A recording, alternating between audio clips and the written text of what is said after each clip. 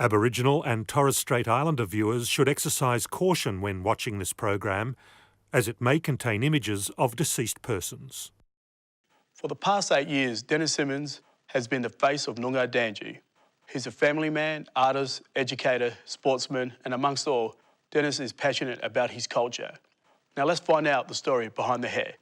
I mean face.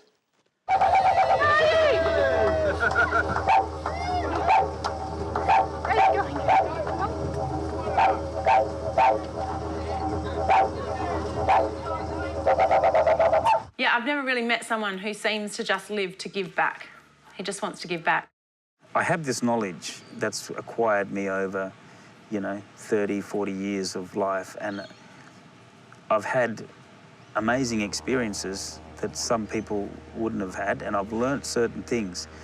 And I want to push that knowledge, well, not push it, but I want to give that knowledge to other people to help them on their journey. Culture is the most important thing because it's all about spirituality. And it's more relevant now than it ever was because everybody is spiritual, everybody. Black, white or brindle, we're all spiritual. And in a modern society, we have taken away that spirituality. People have swapped it for money. I never had someone like him growing up, so I guess that's probably, I don't know, he's like a role model, so yeah.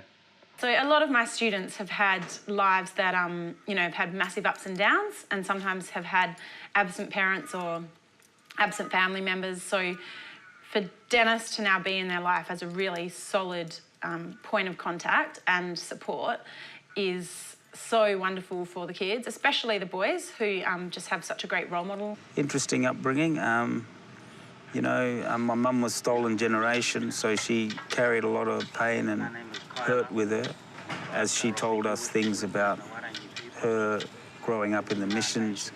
She sort of passed that anger on to us as well.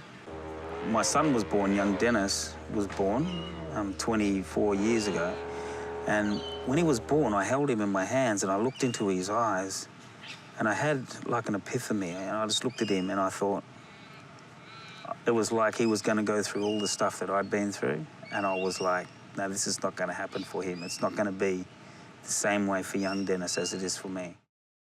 He talks a lot about forgiveness, and I guess the main message he tells the kids is about walking in two worlds, having to be able to walk in the blackfella world and also in the Wodjula world, because, to not accept white ways, I guess, is to sort of limit yourself massively. He is one of the most amazing men I've ever met.